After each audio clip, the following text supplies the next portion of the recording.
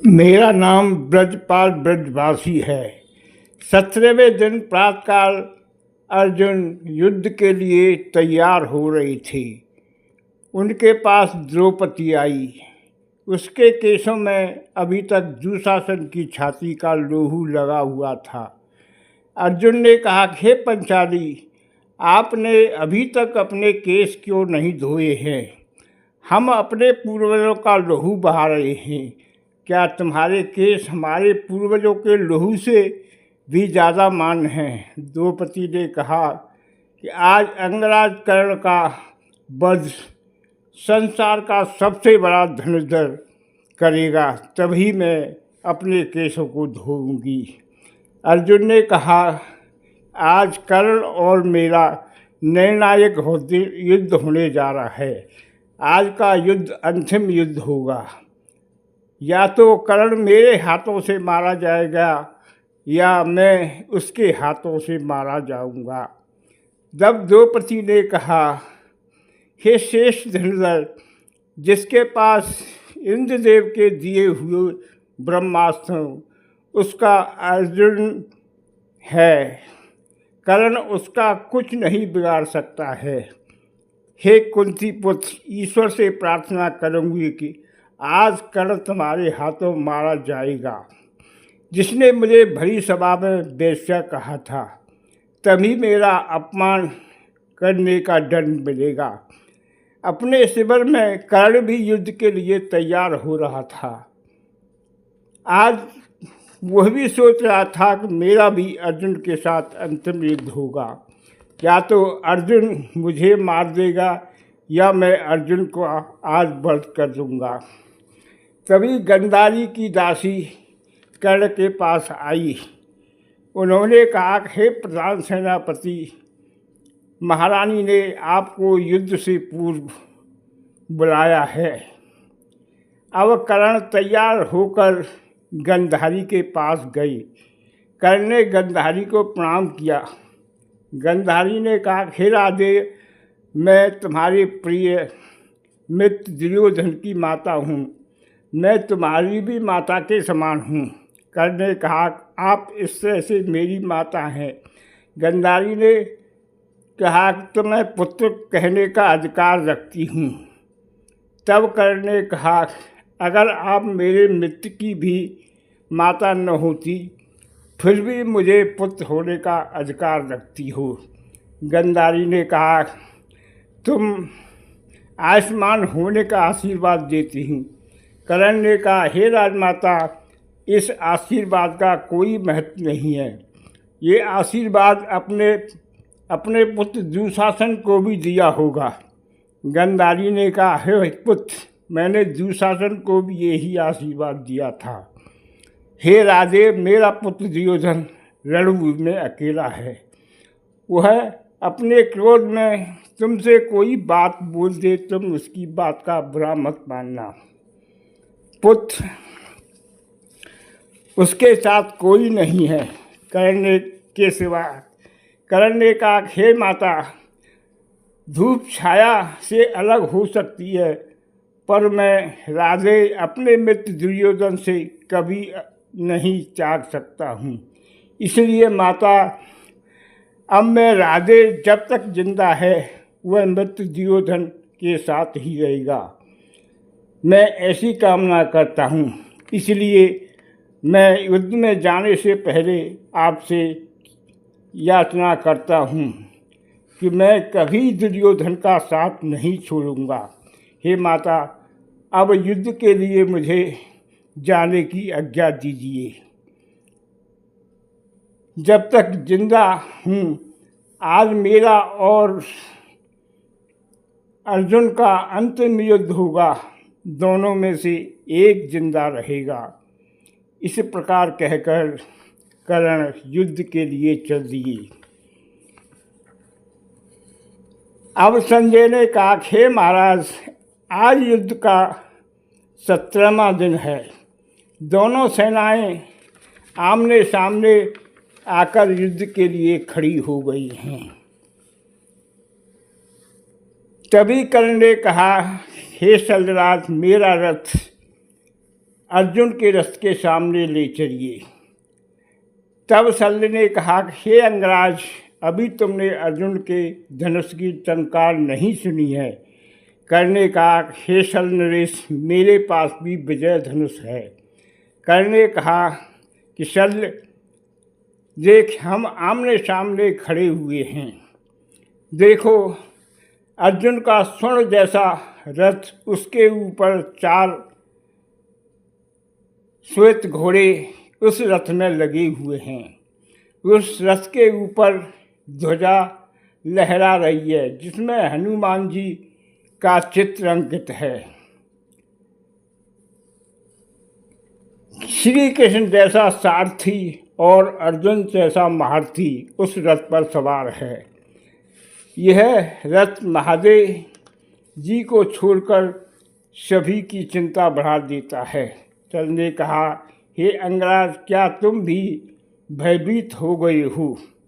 कर्ण ने कहा, मैं भी एक योद्धा हूँ। अब दोनों तरफ से भयंकर युद्ध शुरू हो गया। कृपाचार्य और धृष्टद्युम्न का युद्ध हो रहा था। कृपाचार्य ने धृष्टद्युम्न को घायल कर दिया। युधिष्ठिर और दुर्योधन का युद्ध होने लगा। युधिष्ठिर ने दुर्योधन को घायल कर दिया।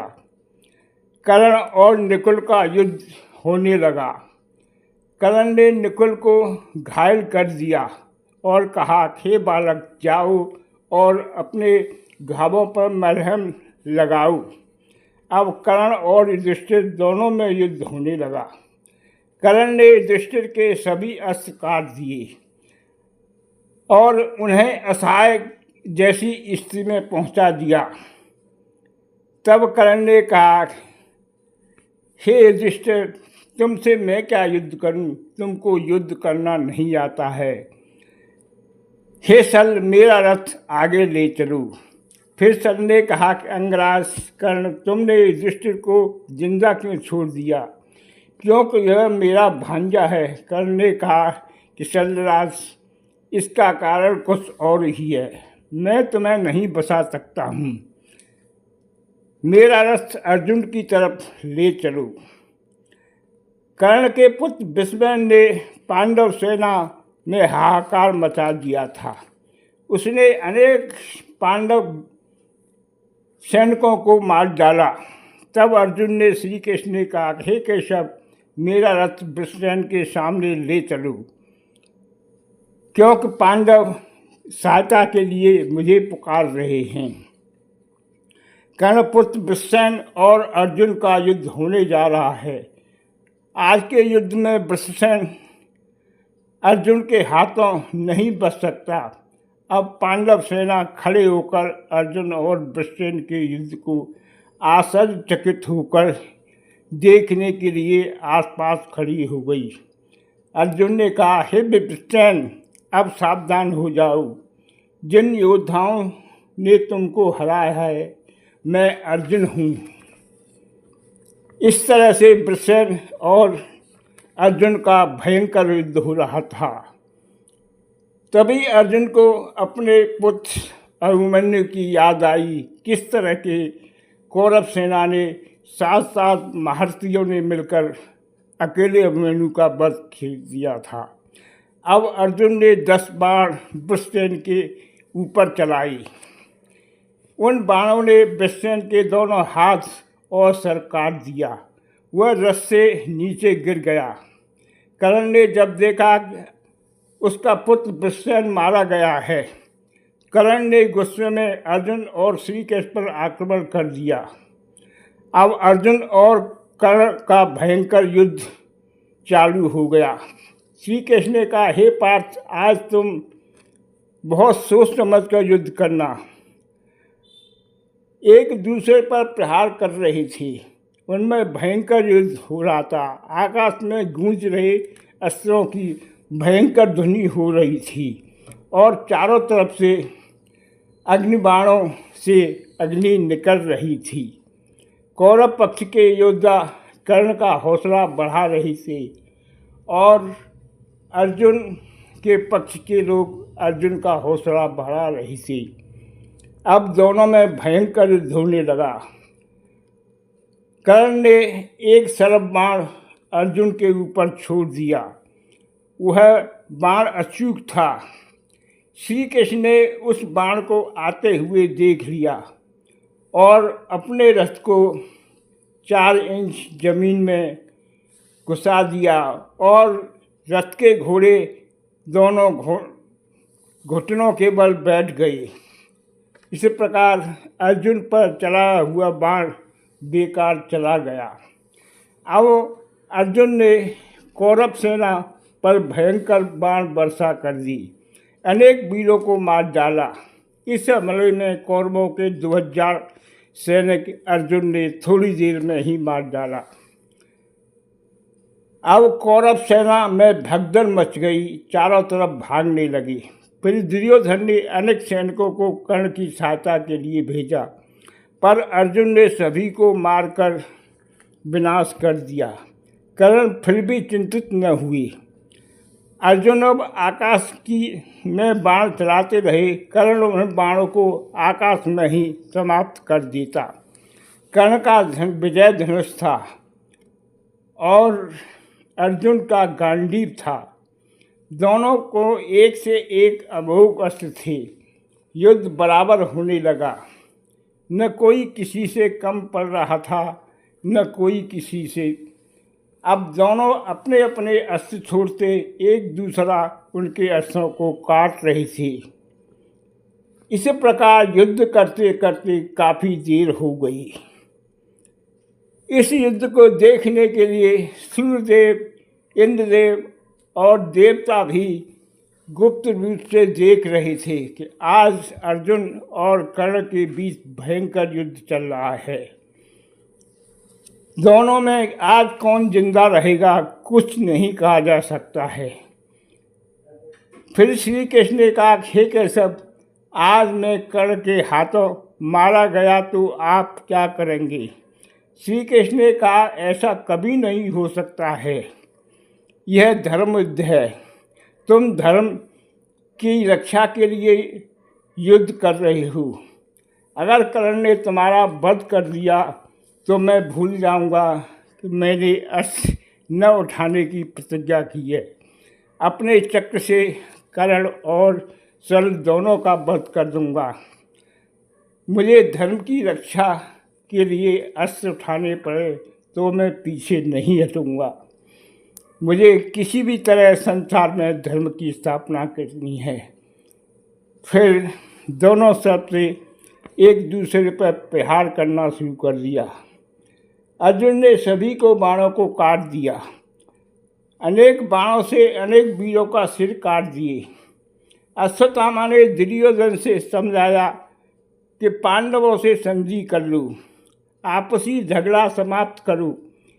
मेरे पिताश्री एक बहुत बड़े धनुर्धर और आचार्य थे, वह भी लड़ते हुए मारे गए। तुम्हारे पितामह भी सरसैया पर हैं। मेरे मामा श्री की आयु बहुत लंबी है, इसलिए अभी तक जिंदे हैं। वह बहुत दिनों तक जिंदे रहेंगे। तब श्री कृष्ण ने दोनों में संधि करा देंगे। इसलिए जो मारे गए हैं वो तो वापस नहीं आ सकते हैं। जो जिंदा हैं वो तो जिंदा रहेंगे और अपनी अपनी नगरी को चले जाएंगे।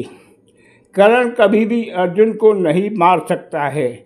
जिसके सारथी श्री कृष्ण हैं उसे कर्ण कभी अर्जुन को समाप्त नहीं करेगा। आज योगीराज शंकर जी को छोड़कर अर्जुन का सामना कोई नहीं कर सकता है। तब दुर्योधन ने अश्वत्थामा से कहा, हे मित्र, भीम ने दुशासन का वध कर उसका छाती चीर दिया थी। यह मैं कभी नहीं भूल सकता हूँ। अर्जुन अब युद्ध करते थक चुका है। कर्ण फिर अर्जुन का वध कर देगा। संधि की जरूरत नहीं है। अब अर्जुन और कर्ण में फिर घमासान युद्ध होने लगा। चारों तरफ आकाश में भयंकर अस्त्रों की आवाज़ें आ रही थी। कौरव सेना एक तरफ और पांडव सेना दोनों का ये मनोबल बढ़ा रही थी। अब दोनों तरफ से ब्रह्मास्त्र प्रकट होने लगे, एक दूसरे पर ब्रह्मास्त्र छोड़ रही थी। इसी तरह युद्ध करते करते काफ़ी देर हो गई। दोनों तरफ से न कोई कम था न कोई ज़्यादा था। युद्ध में अनेक दोनों तरफ से घायल हो गए। भीम ने कहा, हे अर्जुन, इस अंगराज कर्ण का वध क्यों नहीं कर रही हो? यह सुनकर कर्ण ने 3 बाण छोड़े। एक बाण भीम को लगा, एक श्री कृष्ण और तीसरा बाण अर्जुन के लगा। फिर कृष्ण और अर्जुन दोनों ने कहा कि अब साधारण बाणों से कर्ण रुकने वाला नहीं है। इसलिए अर्जुन से कहा, अपने बाणों में से ब्रह्मास्त्र को निकालिए, तभी कर्ण को रोका जा सकता है। कर्ण के बाण आकाश में छा गए। तब अर्जुन ने अपने बाणों से ऐसा समूह बनाया, अब कर्ण के सभी बाण आकाश में जला दिए। अब फिर दोनों तरफ से युद्ध हो रहा था। श्री कृष्ण ने कहा कि हे अर्जुन, इस तरह से युद्ध न करो, एक बार में ही इस कर्ण का सिर धड़ से अलग कर दो। तब अर्जुन ने कहा, हे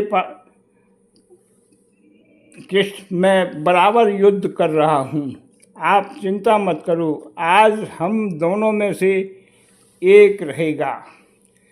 उसी समय एक अश्वसेन नाम का नागवंशीय अर्जुन को मारने के लिए दौड़ा। वह अश्वसेन था। जब अर्जुन ने खांडव वन को जलाया था, वह वहाँ से बचकर भाग गया था। श्री कृष्ण ने अर्जुन से कहा, इस अश्वसेन को बाण मारकर समाप्त कर दो। अर्जुन ने 6 बाण मारकर अश्वसेन का वध कर दिया।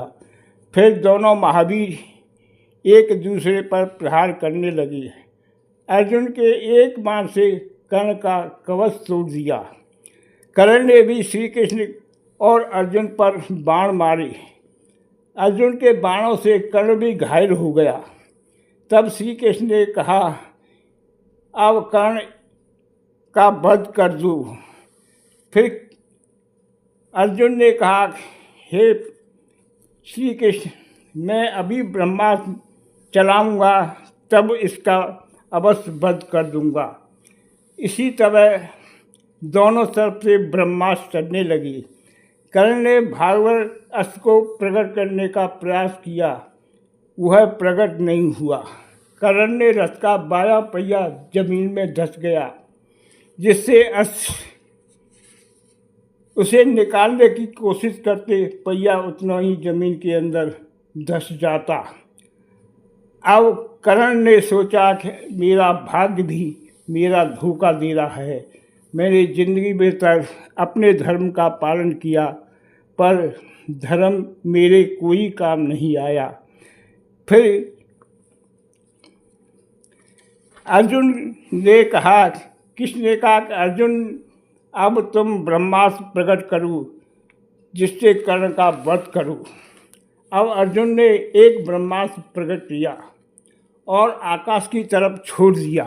उससे अनेक अस्त्र निकलने लगे, पर कर्ण ने सभी को काट दिया। फिर कर्ण ने एक बार अर्जुन की तरफ छोड़ा। अर्जुन के गांडीव धनुष की प्रतिज्ञा काट दी। फिर अर्जुन ने फौरन प्रतिज्ञा बदल ली। इस प्रकार कर्ण ने 8 बार अर्जुन के गांडीव की डोरी काट दी। हर बार अर्जुन बदल लेता था। तब कर्ण ने समझाया कि अर्जुन के गांडीव में लगता है कि अनेक डोरियां हैं, इतनी जल्दी प्रतिज्ञा कैसे बदल लेता है। तब उसने शल्य से कहा, हे शल नरेश, आप ठीक ही कहते थे कि कि अर्जुन के समान कोई नहीं है। मेरे बाण चलाने से पहले ही वो अपनी प्रतिष्ठा बदल लेता है। अर्जुन ने फिर एक ब्रह्मास्त्र प्रकट किया और कर्ण के रथ के पहिया और जमीन में धंस गया। रथ के पहिए को निकालने कर्ण रथ से कूद गया। तब उसने कहा, हे मर्यादा, हे धर्म के पालन करने वाले अर्जुन, मैं अपने रथ के पहिए को निकाल रहा हूँ। अभी मेरे ऊपर कोई अस्त्र न चलाना। तुम धर्मवीर हो और ऊंच नीच को पहचानते हो। तब श्री कृष्ण ने कहा, हे कुंती कुमार, इस पर फौरन बाण चलाओ। तब अर्जुन ने कहा, हे केशव, आप देखते नहीं हो वह रथ से नीचे है और कुछ समय मांग रहा है और कह रहा है कि धर्म के योद्धा किसी निषद पर अस्त्र नहीं चलाते हैं। तब श्री कृष्ण ने कहा कि आपका अहोभाग्य है। हे कर्ण, आज तो मुझे धर्म याद आया है। सारी जिंदगी तूने कौरवों के अधर्म का साथ दिया। कौरवों ने पांडवों के साथ न जाने कितने अधर्म किए, तुम उन सबको जानते थे, मगर आपने कभी भी अपने मित्र कर्ण को नहीं समझाया कि पांडवों के साथ अधर्म मत करे। जब 13 साल का वनवास काट कर आए थे, हे अंगराज, तुमने एक बार भी नहीं कहा कि पांडवों को उनका हस्तिनापुर वापस कर दे। जब द्रौपदी का अपमान सभी कर रहे थे, फिर भी आपने एक बार भी धर्म की याद नहीं आई। हे कर्ण, जब आदमी पर विपत्ति आती है तभी उसे धर्म याद आता है। यह सुनकर कर्ण का सिर लज्जा से झुक गया। वह फिर अपने रथ पर चढ़ गया। अब उसने अर्जुन से भयंकर युद्ध शुरू कर दिया। अब अर्जुन और कर्ण का फिर युद्ध होने लगा। तब कर्ण ने एक ब्रह्मास्त्र प्रकट किया। उसने अर्जुन के ऊपर छोड़ दिया। अर्जुन कुछ समय के लिए घायल हो गए और थोड़ी देर के लिए अचेत हो गए।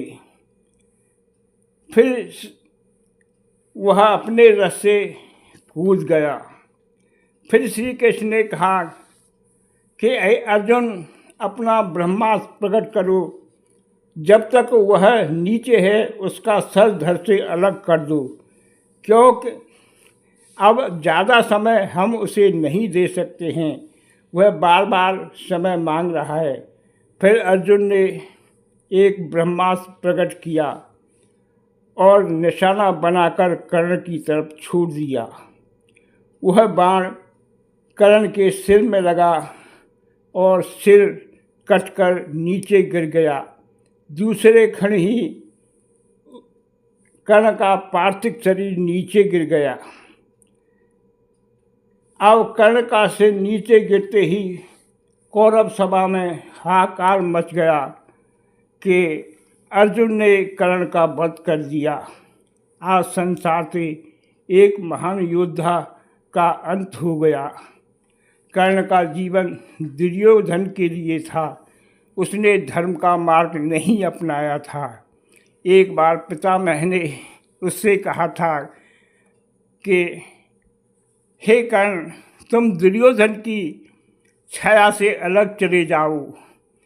वह बहुत अधर्मी है। तुमने अभिमन्यु की हत्या में शामिल होकर उसका सारा ऋण चुका दिया है, पर उसने पितामह की बात नहीं मानी। अन्याय का पक्ष लेने के कारण कर्ण युद्ध में मारा गया। आजकल के कुछ कथाकार कहते हैं कि कर्ण राष्ट्र में अपनी विद्या भूल गया था, और कोई कहता है उसे परशुराम जी ने श्राप दिया था। ये दोनों बात ही झूठी हैं। पितामह 1 से 70 साल के हो गए, 14 साल की अवस्था में ली हुई विद्या नहीं भूले, फिर कर्ण कैसे भूल गया। परशुराम जी ने उसे कोई श्राप नहीं दिया था। अगर परशुराम जी कर्ण को श्राप देते तो अपना विजय धनुष कर्ण को क्यों देती थी। अंतर यही है, कर्ण ने एक पापी का साथ दिया, इसलिए कर्ण इस दुनिया से चला गया। सभी भाइयों से निवेदन है कि हमारी वीडियो अच्छी लगे लाइक करें, कमेंट करें और चैनल को सब्सक्राइब करें। नमस्ते जी।